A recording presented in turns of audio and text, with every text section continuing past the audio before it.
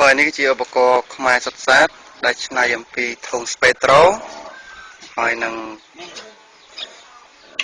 ធុងប្រេងកូស្មិកបាទលទ្ធផលនេះគឺជាលទ្ធផលរបស់ខ្មែរសុទ្ធបាទហើយនេះគឺជាអ្នកនេះឥឡូវសូមរីករាយសម្ដាប់នៅបទចម្រៀងបទដែលមានចំណងជើងថាប្រពន្ធស៊ីសៀងហើយនាងស៊ីសុកប្រពន្ធស៊ីសៀងឲ្យស្រីនាងស៊ីដល់សុកឲ្យតែប្រលឹងខ្ញុំនេះមិនចេះនៅទាំងបាយលេបមកមិនចូលលេបចេញតែអួបពោះបាយឆ្នាំងចាំងបើបាយក្រៅចាស់សូមប្រាប់ផងចត់ស៊ីមិនឲ្យចាញ់ជ្រុកនិយាយរឿងសបឹងខ្ញុំតែបងវិញមិនដឹងអីខ្លួនដេកនៅដីស្រមៃបានដេកលើពុកនឹកពី3នាក់មកដាក់ប៉ុនភ្នាក់ធរបានកូនជ្រុកមកភ្លុកអ៊ូបឲ្យខ្ញុំភ័យរត់ភ្លុកទឹកភ្លុកដី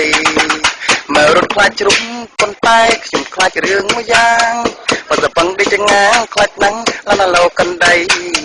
ខ្ញុំខឹងខ្លាំងស្មុកផ្ទះមកជ្រុក3ដៃថ្ងៃនេះហេងអេងចាស់ជ្រុកដឹកដៃចូលប៉ងបលីង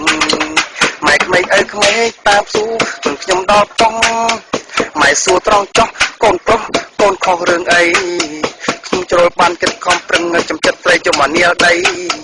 ខ្ញុំមិនទៅខុសអីផ្ទះមុខជ្រុក3ដៃពូជ្រុកឆ្លើយអីលើកតុកធំប្រពន្ធមិនឲ្យចូលផ្ទះលើកដៃសំផ្ទះម៉ែក្មេងក៏ធ្វើប្រងើយបងថ្លៃបងថ្លៃធ្លាប់ផឹកខងថ្ងៃក៏គេកន្តើយអ៊ុយចំបដ ாய் បងឈប់ខូចហើយណាម៉ែប្រពន្ធ